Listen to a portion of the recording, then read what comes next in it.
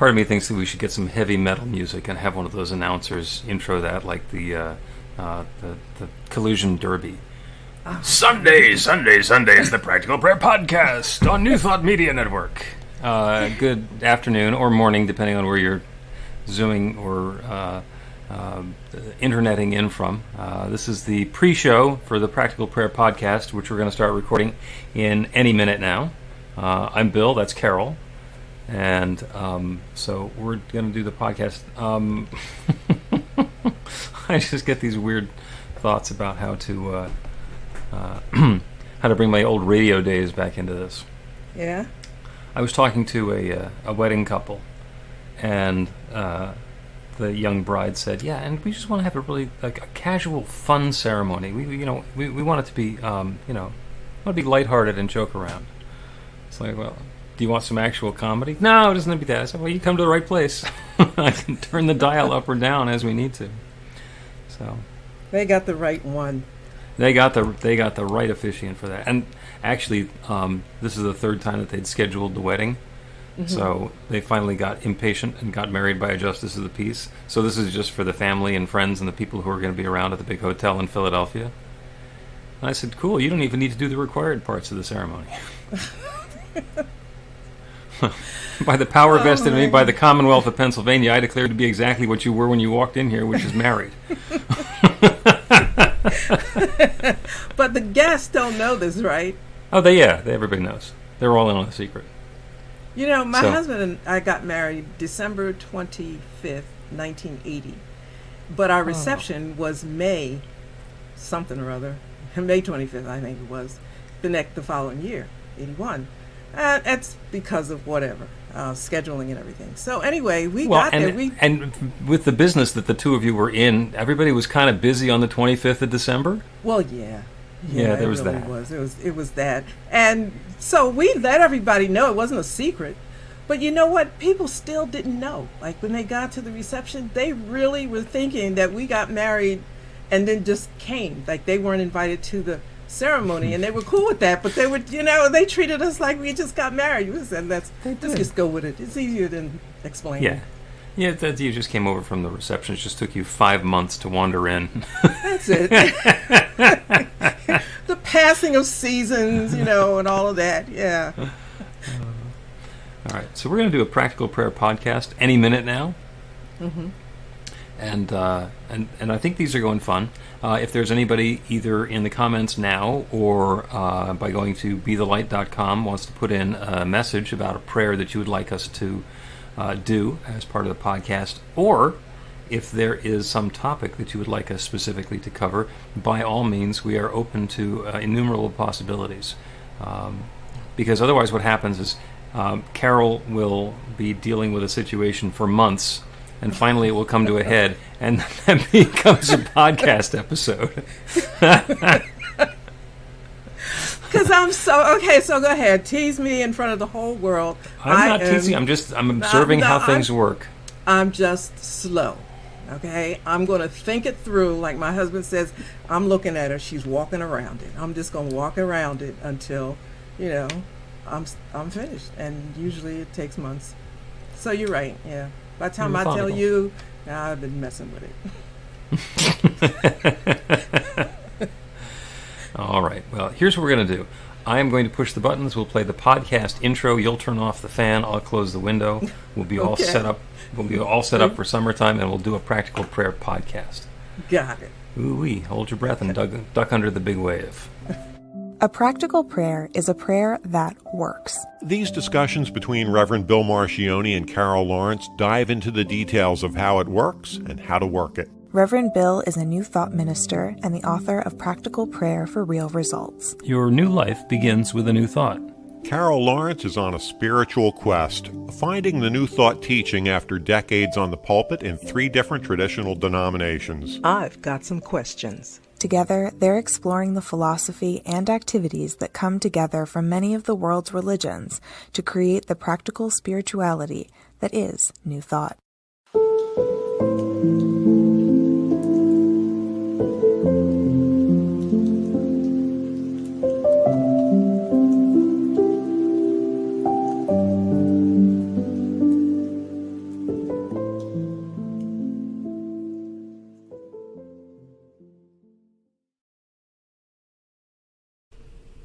Welcome to the Practical Prayer Podcast. I'm Carol, here with Reverend Dr. Bill Marchiony. And You got a big topic this week. Yeah. It gets, you know what? I thought about it and it goes, here's where it might have started. Or at least one of the things came to me. I took a class with you back in 2020.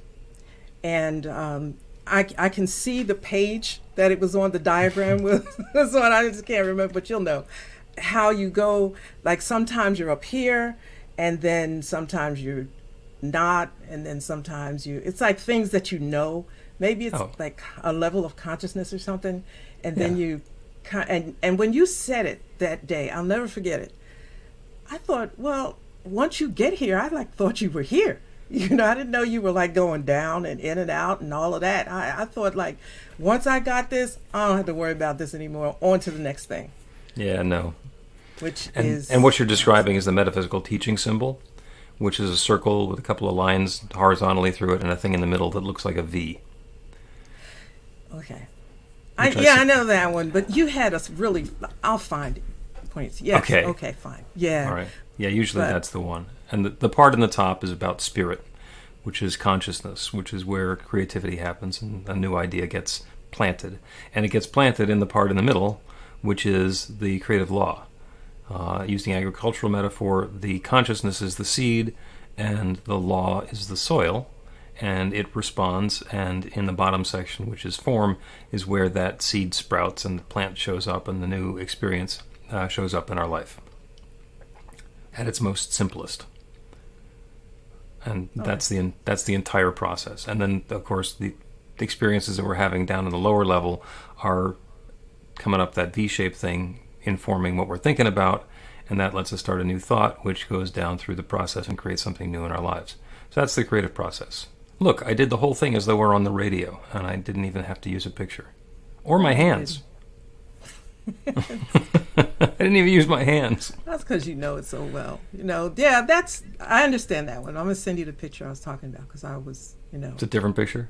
It is. It's a different picture. Well, that's the one in my head, so.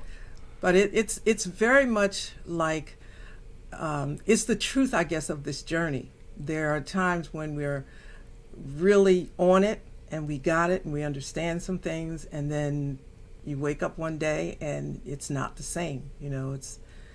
You're not as, I wouldn't say secure in it, but you have questions that yesterday you wouldn't think you would have because you got it all. Like it just makes so much sense today, but then tomorrow I'm not as, high on it. Whatever. Yep. And anyway. Well, that comes up a lot in this teaching and actually in this practice, is that, and usually I use this phrase when I'm talking about affirmations, which is that it works right up until it stops working. And what happens is, affirmations work until we don't believe that what we're affirming is possible. It's a little outside of our belief system, and then it stops working. And that's where we get to kick it up into a practical prayer, where we're partnering with the infinite to create that new experience in our lives. And that adds a significant amount of juice and sizzle to the affirmation. And then other things will happen, and what's showing up in our life is not like what we're setting as our intention in our prayer. And then it's like, as you're talking about, like, well, what's going on? Mm-hmm. I thought I knew this. I thought I had this locked in. I thought I was the guy. And then suddenly it's not doing what you thought it should be doing, and now what do I do? Because I already kicked it up. Exactly, because you said just now, it works until it stops working or until it's not working. I remember the first time I heard that, I'm like, I am not trying to hear this. I just want it to work. Listen, I'm not even, just tell me I don't want to keep going over stuff, right? Because I'm late to the party. First of all, let's just be clear. I am late to the party. You were not late to the party. You were just spent the first part of the party in a different room. Okay, yeah.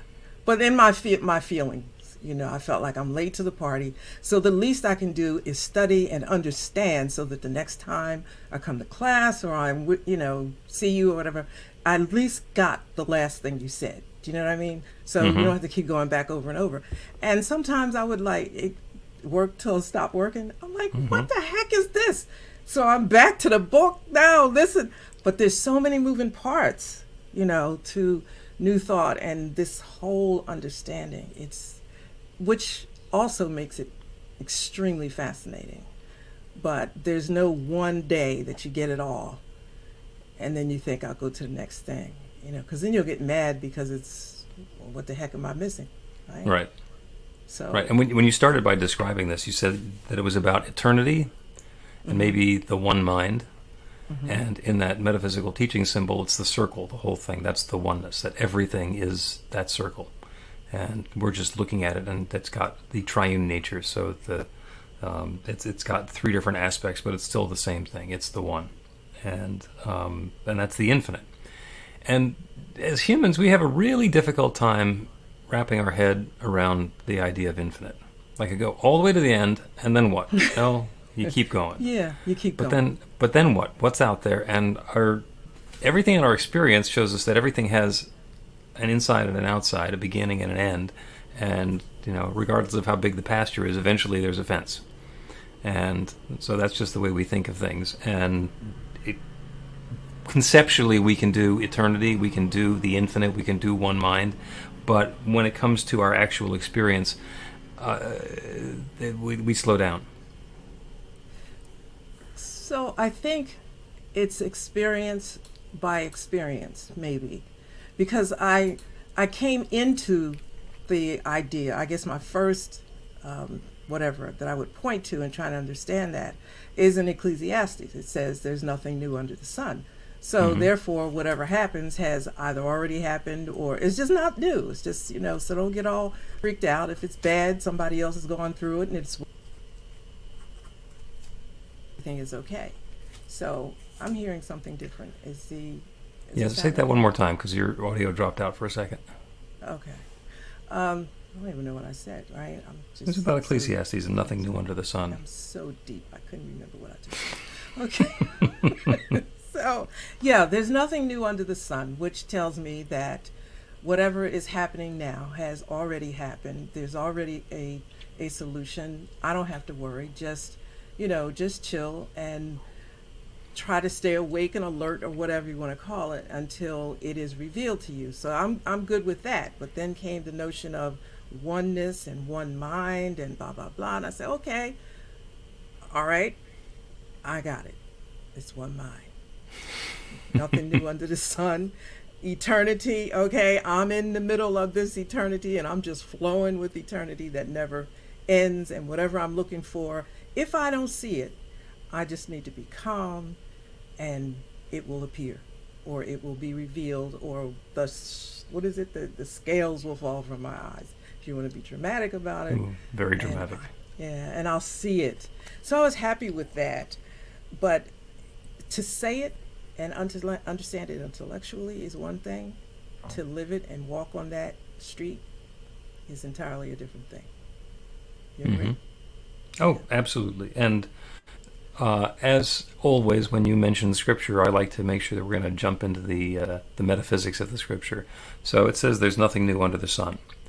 And if we think of the universe as being the macrocosm and the microcosm is us. So we are continuing to reenact the creative process.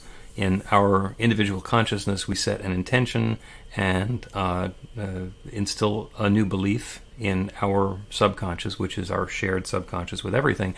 It activates the creative law, which then creates that new experience. Macrocosm, that's how everything works. In the beginning, nothing but the creative power, whether it's the Big Bang or Scripture and God and whatever it is. Everything that exists throughout creation came from that one sharing and unfolding and revealing itself. So, to my way of thinking, there's nothing new under the sun means that there's only that one. There is the oneness. On the macrocosm, infinite level, everything that ever will be already is. And the pieces of it are coming together in different ways.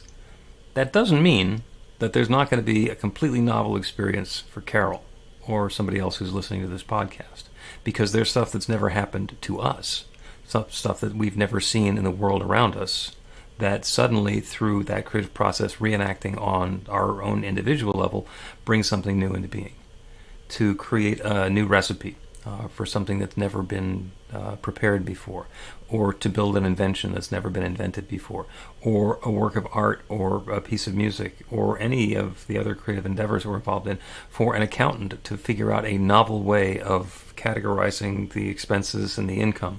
Hats off to the CPAs, especially the creative ones. There's definitely something new under the sun where I'm casting a shadow. So big picture, no. Little picture, it's all new. I mean, it would be pretty ridiculous to call this New Thought if we thought there's nothing new.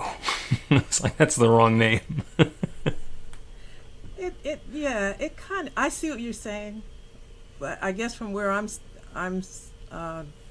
probably a few steps behind you, it just kind of works okay like that, because there's nothing new under the sun. It is to me that everything that was created or is created is already there, and it evolves. Our consciousness or whatever unfolds. My gifts to bring forth that which is already there is different than somebody else's gifts. So, what I do and what somebody else does may be the same thing, but mine is going to be different. But it all comes from spirit. Like when I design a course, I don't ever think that it's, whoa, did you see what I just came up with?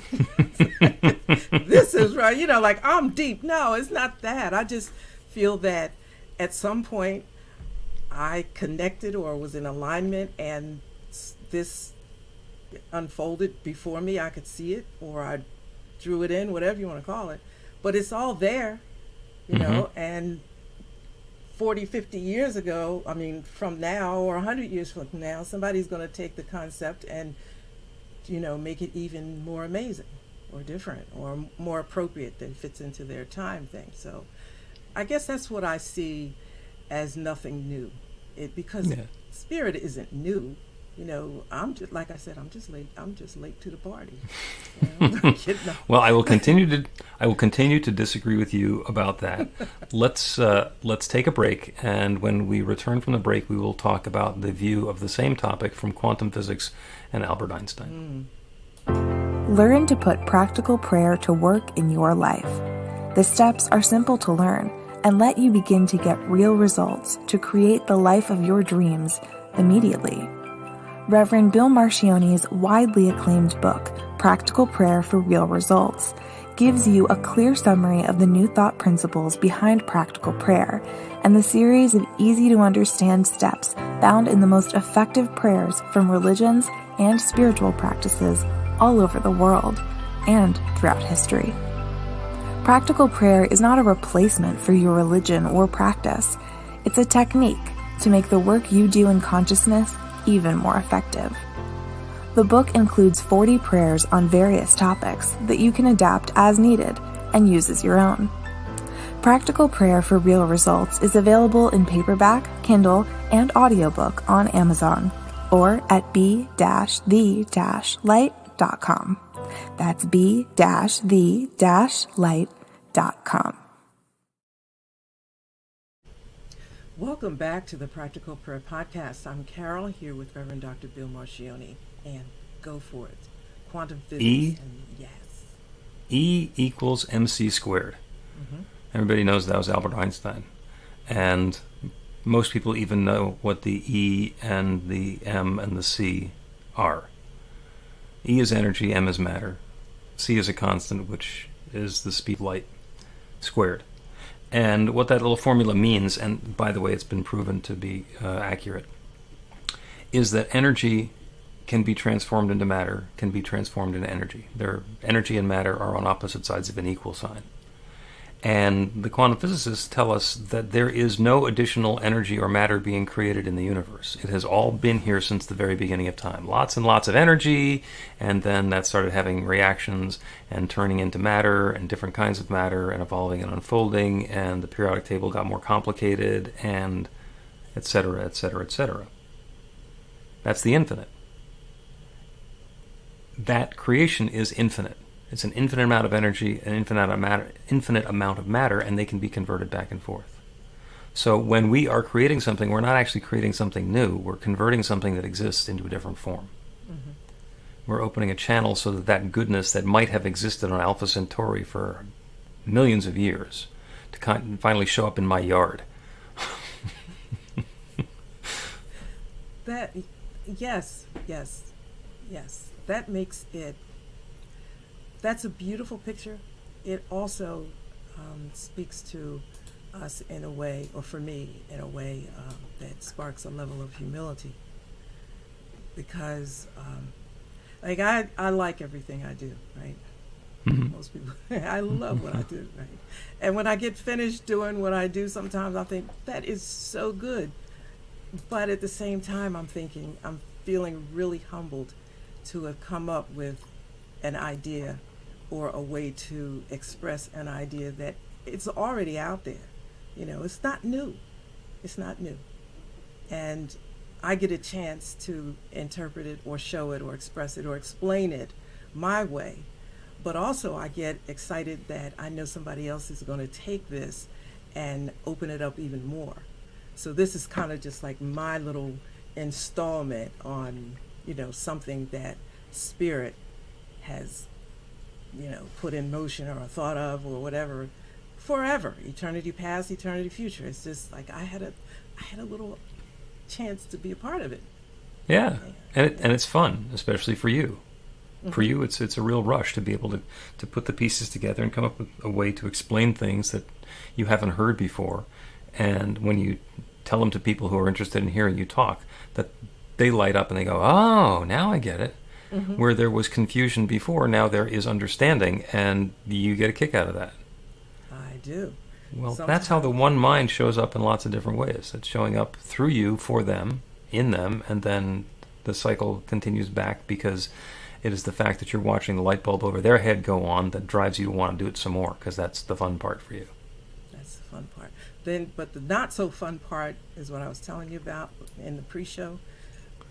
I get the vision, right? I see what I want. I know, you know, and now I'm going for it. And I'm thinking, but wait a minute. Where's the part that makes this happen? Where did I get this idea anyway? Okay, hold on, Lawrence. There's nothing new under the sun. Fine. Where is it? Right? And so then I'll go and I'll practice all my meditation and everything that you're supposed to do to make it work, and ain't nothing happening, right? But what just happened recently was that I just got I threw my hands up and I said, look, I'm just gonna have to change this whole thing because my clock is running out. I don't have as much time as I thought. I'm just gonna do this. And for the project, you're not talking about life. You're just talking about I got so much. Just clearing that up for the people who are listening. No, I'm going to be here for a long time. But I know it because I got so much stuff to do. I ain't going to be going nowhere. But my clock, you know, was getting short, and I thought, okay, I'm just going to have to pull this off the shelf and do this. And I don't like that. You know, I don't like that idea because it feels like I'm not doing my best, my ultimate best. Blah, blah, blah. So I went on to do something else and discovered the how-tos, you know, all that I needed, I already had. I just tossed it aside thinking that wasn't relevant, and it was absolutely, totally relevant. It can't possibly be this simple. It couldn't possibly be this simple. It couldn't be sitting there in front of me because then what would my skill is searching out little detailed things, and how would that use my skill? Well, that's even deeper than I thought. Like, I'm just thinking it was right there. And all this time, I'm saying, Spirit, show it to me. I know it's here. Show it to me. And then I'll go through a period where I'm really calm because I know that it's going to be there because it's right in front of me. That's my whole thing. You know, I tell people, don't worry. You're going to see it. It's right there. But I didn't see it until I saw it. Right. And it wasn't like it wasn't there. It kept on showing itself to you, and you said, no, that couldn't be it. That can't possibly be it. I can't tell you how many times it showed itself to me, and I pushed it aside, and it was like there 3 months. 3 months. 3 months. If I do it 3 months ago, if I paid attention to it 3 months ago, my back would not be against the wall like I feel like it is now. And so I thought, okay, this really isn't about this project. It's about me and the way I am going about things. Right? Yeah, and for whatever reason, you weren't ready to take it in that direction yet. So even though it was sitting there right in front of you, you didn't see it right there. Yeah, it's like, how many times have you gone through your purse or your pockets or the dresser where you know that you put that card or those keys or the pen or whatever it was, and you look in there 6 times. You look in your handbag 6 times, and it's not there. And you say, I should look in the handbag again. You say, no, I've already looked in there. And then you finally get around to it, and you look in there, and the 7th time, there it is. There it is. Now, the universe has a sense of humor, but it does not have like the pickpocket sense of humor where it's actually going to slip your keys into the handbag after 6 looks. What'll happen is you'll finally notice, oh, they're right there. They're right there.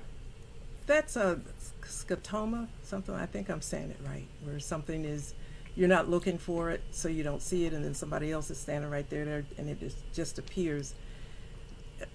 I think, like, I've heard the universe has a sense of humor. Oh, yes. I don't particularly appreciate that because, like, don't be laughing at me while I'm frustrated. That's what it feels like. But the other side of it is, it's because I'm frustrated and whatever that I'm not seeing. Yeah. Well, the universe having a sense of humor is not about mocking you for not getting it. It's about encouraging you to lighten up a little bit, to not take it so seriously. It's like, it'll happen, it'll show up, you will find it when you need to find it, and the less urgency and control you have about it, the more likely it is that it's just serendipitously going to show up in front of you. You're telling my life story to everybody out here who's listening. Because I'm so ridiculously serious, I bore myself sometimes. I love it. Because I want something. I want this to happen. As soon as I finish this, I can have fun. But right now, this is what's on the table. And I'll be walking up and down the halls thinking, okay, it's right there. Take a deep breath, breathe 4 times, sit in the meditation, get it, because it's right there. It's like not hidden. So why the heck you can't see it, Lawrence? Mm-hmm. Well, and why is it that you think that once you get finished with this serious project, then you're going to get to go have some fun?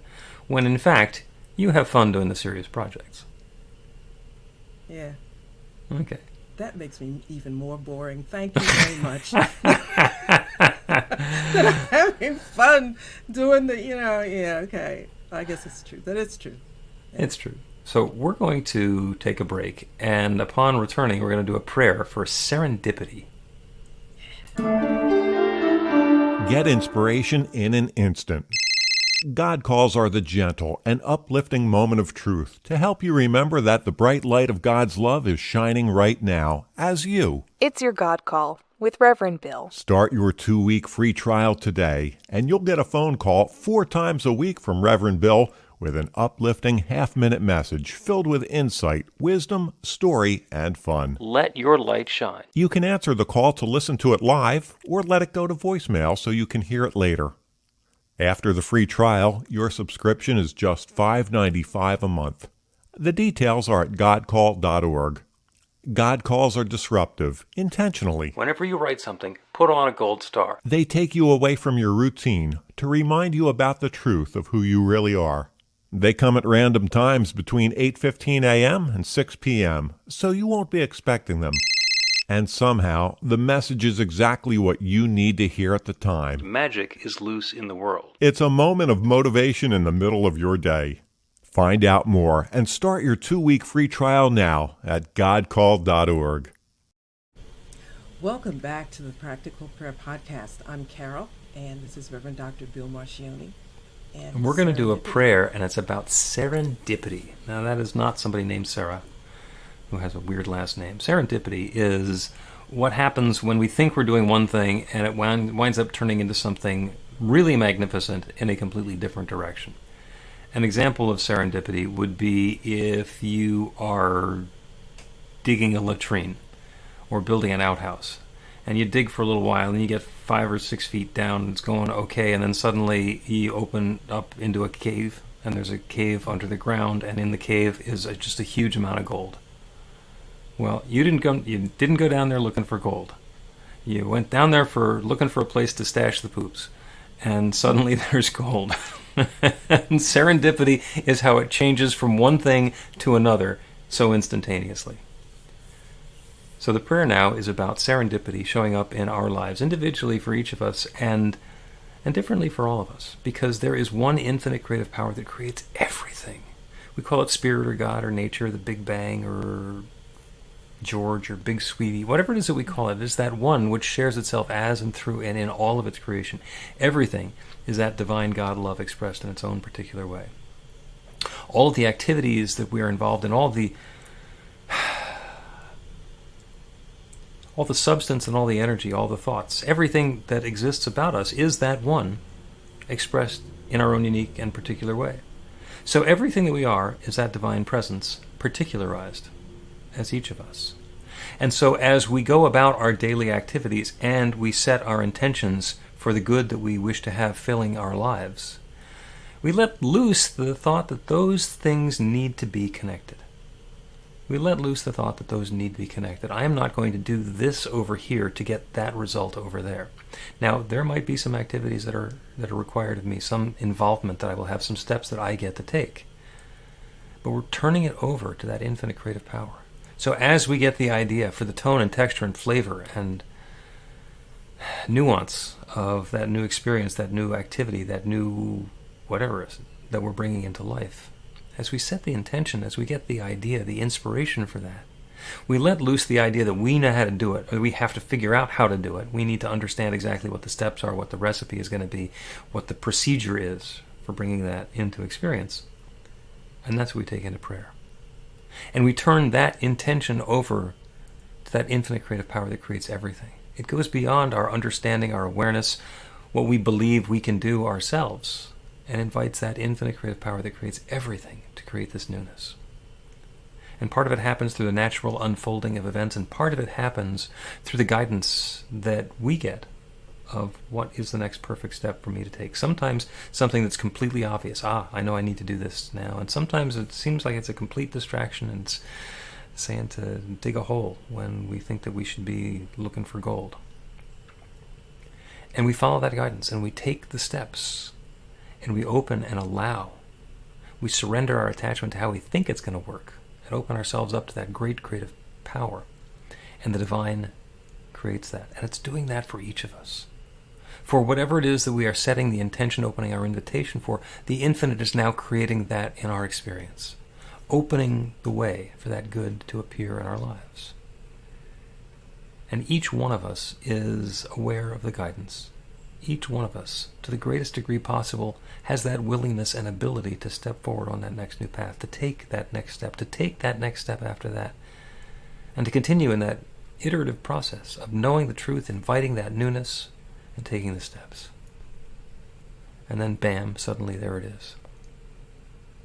Whatever good we have been seeking has been seeking us, and we show up in harmony and connection with it. And that's how this good is unfolding in our lives. That's how love reveals itself more fully in the world. That's how the infinite creative power is creating on behalf of each of us and all of us. And I'm grateful for it. I'm grateful for the awareness of the process. I'm grateful for the way that this good is unfolding. I'm grateful to be able to speak this word and release it into that creative law.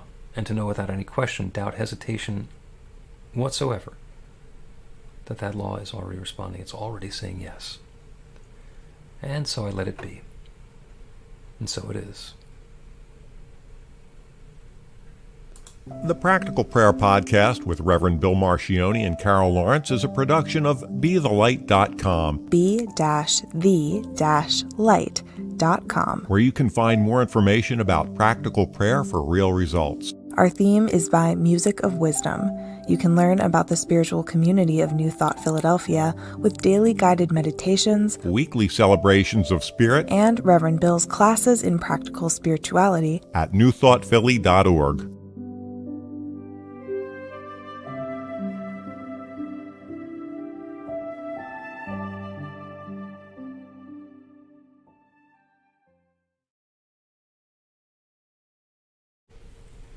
And as they say in the TV studios, we're clear.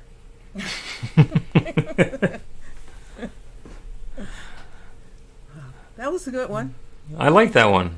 I love the actually I love the metaphor before the prayer, which I thought of like during the break, because usually that comes up as my inspiration from the Beverly Hillbillies, where Jed Clampett is going out shooting squirrels, and he strikes gold. Yeah. That's like classic serendipity. But I say, I don't want to do that one again. So dig in a hole and you come up with the gold. What kind of a hole? Oh, let's make it really a miserable hole. Let's make it an outhouse. That's great. So this what I'm doing, right? I'm digging this hole. It's going to be better than I thought. That's just Of course it is. Of course it is.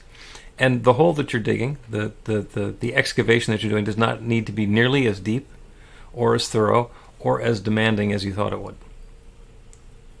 Except I'm probably not going to know that until the building is done. Right? You Well- don't get to know all that till it's over, I think. That's for you up until now. Yeah. See, that's the stuff that you get to, because you're really good at muscling things in the real world. Mm-hmm. It comes from being an adept control freak as you were up until the end of last year. Yeah.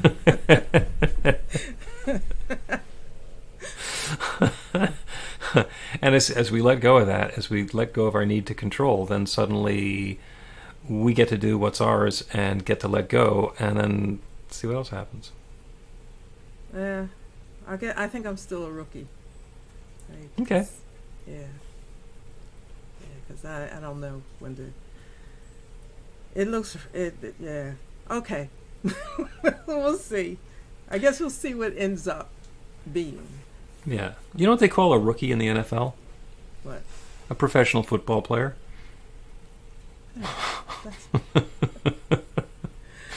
That's nice.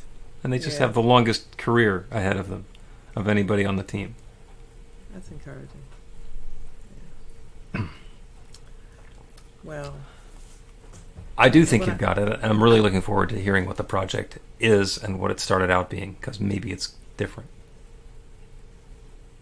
okay. Yeah. I don't know if it's different now. Like it kept getting more parts. But yeah, it's. I think all in all, it's the same. I just, I don't know. I'm curious to see what you're going to say. Of course, I could have run it by you like 100 times, but I couldn't because I had to know I had to be clear about what I wanted. Mm-hmm. If you're not clear about what you want, and then other people's opinions and things will just like not work. It'll make me. I thought I might get discouraged. Oh, yeah, you can it's definitely a good idea if you're not convinced that something is ready to be birthed in the world, to not share it with people, because you can wind up with naysayers and people who want to second guess you or make suggestions or whatever that is. So I tend to avoid doing that, especially when people say, now, I don't want you to be naysaying about this. I can just listen to a really off-the-wall idea and go, Well, yeah, but then you. interesting. And if you say, do you have any thoughts? I might say, have you considered this, that, or the other, rather than you need to change this or that, or that's never going to work. I told Orville and I told Wilbur, and now I'm telling you that thing will never fly. I mean, I'm not going to be that guy.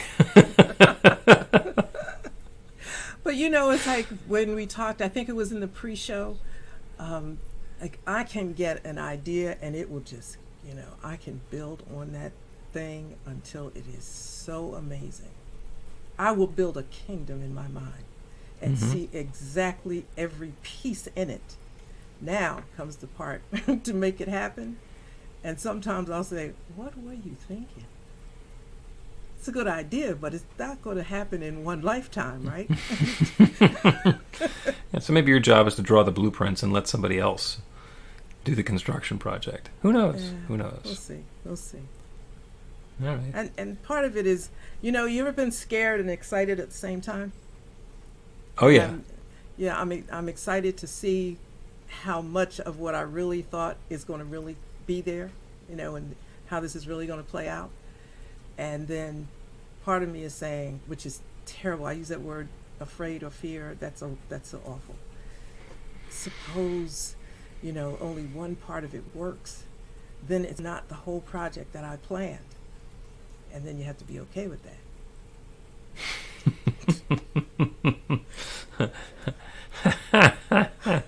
The first 3 Star Wars movies were great, and there were 3 that were like, what? And then there were 3 more that were awesome. So, yeah, well, listen, it'll be fine after. I just want the first part to be what I want it to be. all right. But, who knows? Like, I don't even know if it's possible.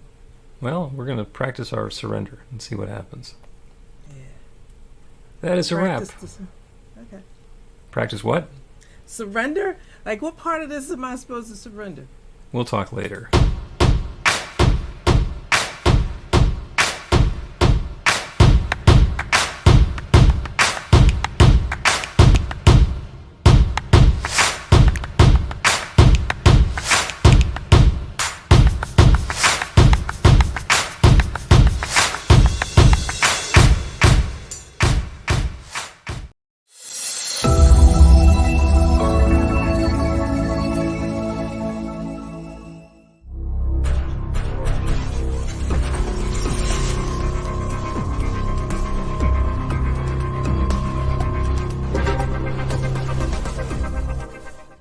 New Thought Media Network. We are a global broadcast network of positive music, media, and entertainment, inspiring humanity's evolution along the journey of enlightenment and creating a world of love, peace, empowerment, and prosperity for all. New Thought Media Network. Positively inspiring.